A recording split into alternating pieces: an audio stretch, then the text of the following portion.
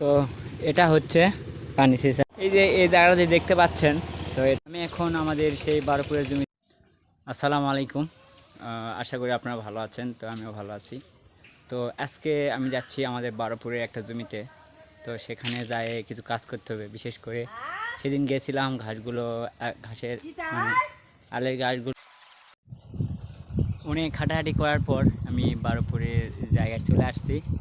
তো আমার পিছনে যে জমিগুলো দেখতে পাচ্ছেন, এগুলো হচ্ছে বারোপুরের জমি। মানে এই জমিগুলো মিলেই বারোপুর। সবাই দেখতে পাচ্ছেন কৃষকেরা কাজ করতেছে। তো আমার যাইতে হবে ওই ঘাসের কাছে, বড় বড় ঘাস।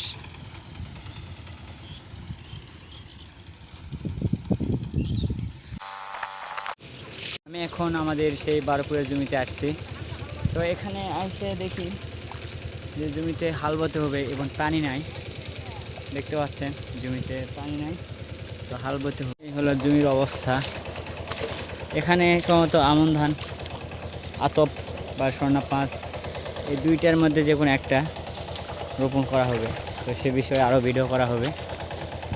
এই যে এই জায়গাটা দেখতে পাচ্ছেন, তো এটা এরকম ছিল না। আমি আগে এখানে ঘাস লাগাতাম, তো এইরকম ঘাস লাগাতাম এখানে, কিন্তু এটা মানুষজনের যাওয়া আসার জায়গা হয়ে গিয়েছিলো, তাই ঘাসগুলো আর লাগাইনি।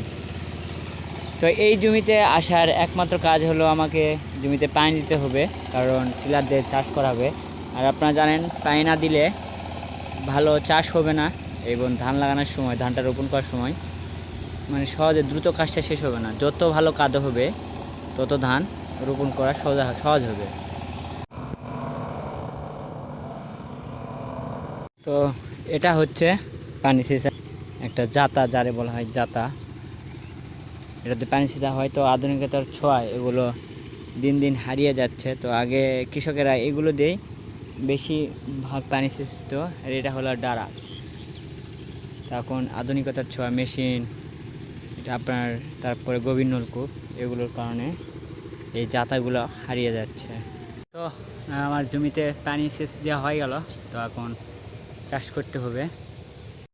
আগে জমিতে পানি ছিল না, তো ডাব দিয়ে পানিটা সেচ দেওয়া হলো। এখন হাল চাষ করা পালা। তো পরবর্তীতে আরও ভিডিও আসবে।